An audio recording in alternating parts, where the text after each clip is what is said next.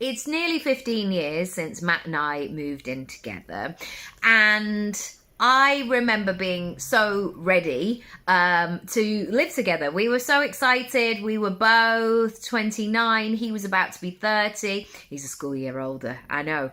And we were really excited about taking our relationship to this next chapter.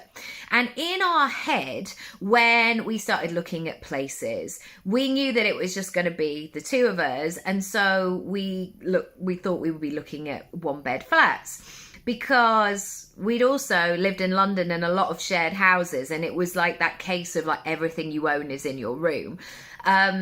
So we started looking, and the estate agent said, well, actually I've got this 2-bed, and it's still about the same kind of price.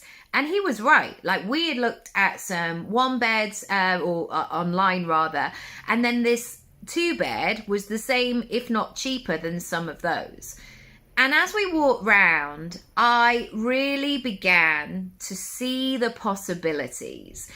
And yet the sensible side was like, no, let's just do something for now in this 1-bed together.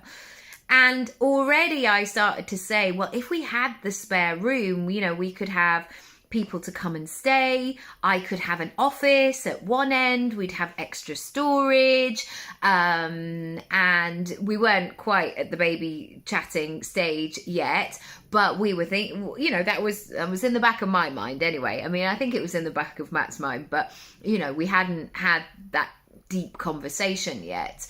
And because we made that move, we were able to stay in that house for 11 years. And we brought our 2 babies home to that house. It was our kids' first house, and we loved it.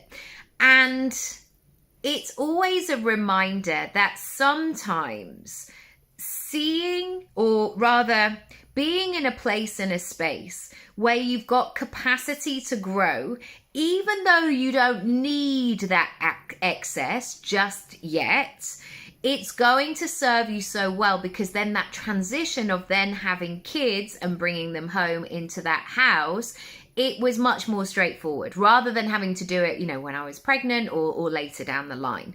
And we love that house so much. I still walk past it sometimes. I'm like, hi house. Have a think about how that shows up for you today. Do you need to stretch yourself and move into the next part so you're ready for the next chapter?